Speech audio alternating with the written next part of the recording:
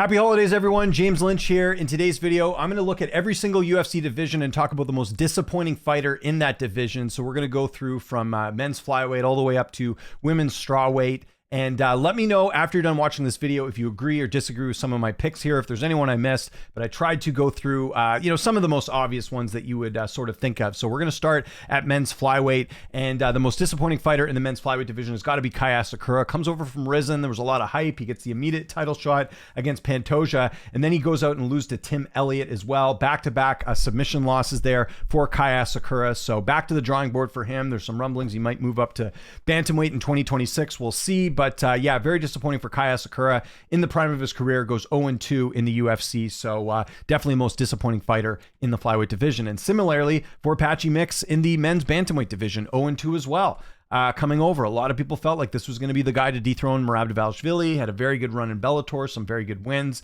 and he ends up coming up short against Mario Batista. Understandable. Batista, very interesting, sort of dark horse fighter in the weight class, but it's the follow-up fight where he loses that one. Now, a lot of people felt like Mix did do enough on the judges' scorecards to get the win there, but ultimately he ends up 0-2 this year. So tough there for Patchy Mix. We'll see if he's able to rebound in 2026. All right, let's go to featherweight. Now, this one's a bit different. It's not just wins and losses here. Most disappointing fighter, it's actually a tie.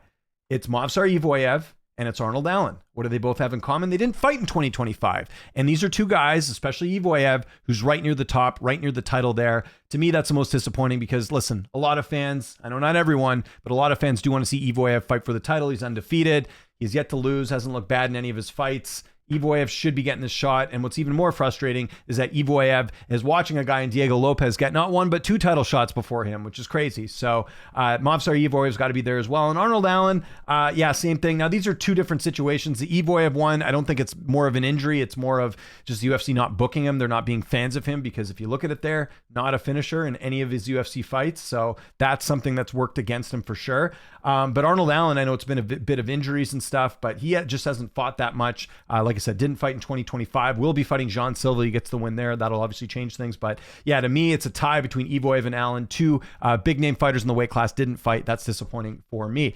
Okay, going to lightweight right now. You could look at a couple losses, but to me, this is more the loss outside the cage, and that's Arman Tsarukyan. Listen, I don't agree with what the UFC's doing, not giving Arman Tsarukyan a title shot, but he's not doing himself any favors, and it's just frustrating because Arman's not injured. He's not sick. He's not dealing with like a contract issue. These are things that unfortunately he's done himself that has put him in this position. So we go back to 311, wasn't able to have the fight with Islam Makhachev. He headbutts Dan Hooker at their fight. There's a lot of things that have been working against Arman, and a lot of it's self-inflicted. I am hoping in 2026 that we do see Arman fight for the belt, but to me, this is just the most disappointing thing, and it's the lack of activity. We got a guy who's in the prime of his career at 29 years old, and he's only fought since 2024, only fought twice. That's not enough. I know he's done the grappling matches. He's going to be grappling Shara Bullet here as well too, but I want to see him in the MMA cage. Arman Tsarukyan, biggest disappointment at 155, just in terms of not getting to see him fight. That's super frustrating. Okay, welterweight, there's a couple different ways you could go. I know some people would have said Colby Covington, but I just don't even think people are even asking me about what's next for Colby. To me, it's Leon Edwards, 0-2, and it's not even just the fact that he's losing, it's that he's getting finished. So he gets finished by Sean Brady, finished by Carlos Prates. You have to go all the way back to December of 2023, the last time Leon Edwards won a fight. And he's 34, but I mean, Leon's not even at the age either where you think like huge decline. Like I can understand if you're in your late 30s, but he was he turned 34 in August. He's not that old, and we're just not seeing much of an evolution from Leon Edwards. To me, the biggest disappointment at 170 has got to be Leon Edwards after the year he's had. Now, middleweight, again, there's a couple different ways you could go, but I'm going to go with Israel Adesanya for two reasons. Number one, he gets knocked out by Imavov, which I don't think was really expected. I think, I think most people thought that Imavov could win this fight. But yeah, he gets knocked out and then he only fights one time. So that's really kind of put him behind the eight ball here. He's now lost 3 fights in a row, 4 of his last 5. And this is one of the biggest stars in the UFC, Israel Adesanya, but he's 36 now, going to be turning 37 next year. We'll see where he goes in 2026, but most disappointing fighter for me at 185 has got to be Israel Adesanya. I understand people too maybe putting DDP on here for the performance he had against Chimaev, but Adesanya is older and it just doesn't look like he's going to get back to that contender spot anytime soon. So Adesanya, we'll see what 2026 has in store. Okay, light heavyweight, this one's got to be Jamal Hill. Goes 0-2, and then has the injury, and he is going to be out for a year, basically, right? He's going to be back this time next year. If you watch my interview with him on Home of Fight, yeah, I mean, we're talking about a former champion who's now lost 3 in a row, battling injuries, and he's been finishing 2 of those 3 fights. Tough look there for Jamal Hill as he looks to, get back late next year. We'll see if there's, there's an opportunity for him to do that. He's going to be 35 in May. It's tough, but we'll see. I don't like to count out anyone. We'll see. We'll see if Hill's able to rebound in 2026, getting healthy and getting the right matchups as well. Hill goes 0-2 for 2025. Okay, heavyweight. Now, for heavyweight, a lot of people would go with Aspinall with the eye poke and all that, but that to me is kind of an obvious one. And I also don't think that like Aspinall got fouled. I don't really think that's disappointing on his end because that's gone who did that, right? So I'm not going that route. Here's one I will go with, and this may surprise you a bit. To me, it's Curtis Blaydes. Now, a lot of people feel like Curtis Blaydes did not win his last fight against Rizvan Kuniev. If you go look at MMA decisions, most people did think that Kuniev won that fight. And considering that Kuniev didn't have a single UFC fight coming into this, it's a little bit tough. Now, did interview Blaydes for Home of Fight recently. I'm just going to wait for the scorecards to come up here. Oops.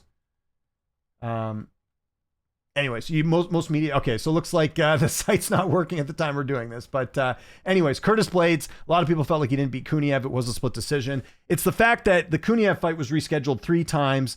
Then he wins a controversial decision. People don't think he's very good because of this. He is, by the way. It's just that he had a knee injury. That's why he was out since June and will not fight until, I think, the spring of next year.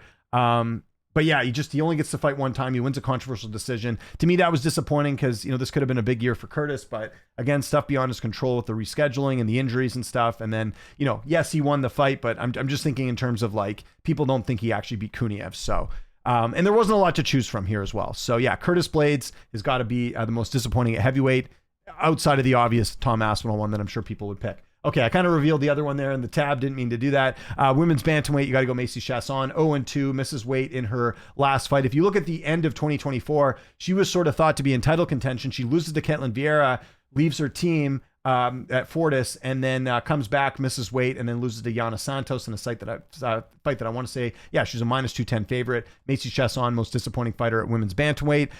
Women's flyweight, this one's got to go to Casey O'Neill because she didn't fight, right? 28 years old. Didn't fight at all, dealing with some injuries. Did come off a win over Luana Santos in 2024. Remember, she had the back-to-back losses prior to that. Remember, she had a serious knee injury after the Modafari fight as well. So she hasn't fought that much. But yeah, I know there's some fighters that lost at women's flyweight. But to me, Casey O'Neill is one to definitely consider there just because of the fact that, she didn't fight at all this year. And then going to women's strawweight, you got to go with Yan Xiaonan because the same thing. 36 years old, did not fight this year. Or sorry, she did fight, but she ended up losing to Verna. That's what I meant to say. So yeah, win-loss. Where does she go from here? And again, that Verna fight was back in April. I don't know why she's not fighting that much. I don't know if she's kind of winding down her career or what's going on there, but Yan Xiaonan, most disappointing strawweight fighter in the division as well. So let me know in the comments what your most disappointing fighter is in each division, or let me know if you agree or disagree with any of my picks. Would love to hear from you. Follow me on Twitter, TikTok, Instagram, @Lynch on Sports. My name is James Lynch. Thanks so much for watching, and I'll see you next time.